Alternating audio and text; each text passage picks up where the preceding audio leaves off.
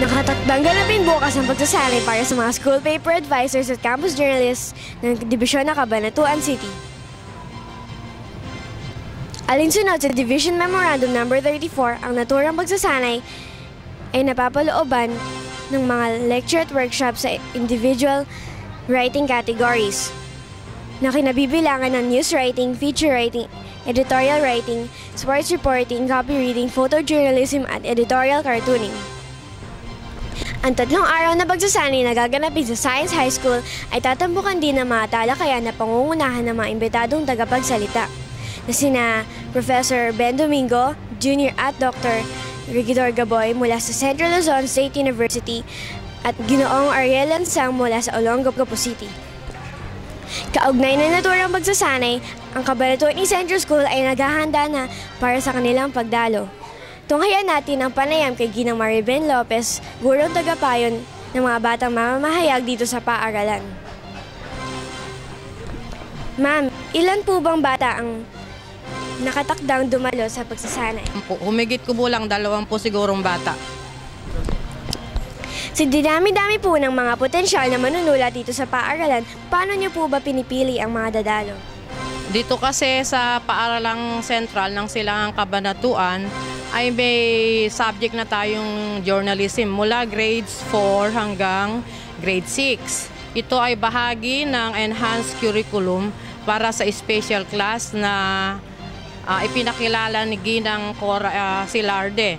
Sa grades 4 at 5, ako ang nagtuturo ng journalism.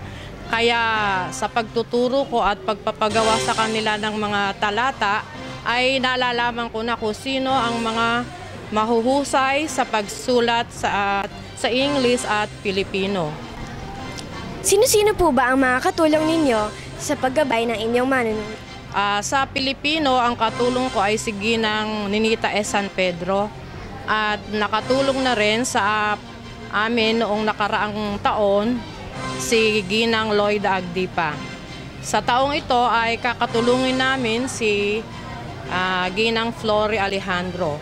Si Gibining Penetrante ay nakatulong rin dahil siya rin ay journalism teacher sa grade 6. Kumusta naman po ang performance ng paaralan natin sa mga nakaraang press conferences? Nakatutulong po ba ang pagsasanay na ito? Maganda naman ang performance ng CECS. Sa katunayan nga, meron nang nanalo rito sa National Press Conference si Casupia Colin Ferrer. Nanalo siya sa copy reading and headline writing Filipino. Nakatutulong yung pagsasanay dahil yung mga bata ay nabibigyan ng mga lectures na mahalaga para maging campus journalist. Salamat po, Ma'am Lopez. Iyan po ang mga huling kaganapan kaugnay sa paghahanda ng Dibisyon ng Cabanatuan para sa nalalapit na Division School Press Conference na nakatakdang ganapin sa Oktubre 7 hanggang 9 ng taong kasalukuyan. Mula po dito sa Cabanatuan East Central School, sa pamamatuban ng DepEd Media Bureau Member Rose Ann Coleco, ako po si Tiara V. Garma nag-uulat para sa DepEd Hour ng DWWJ Radyo Vision.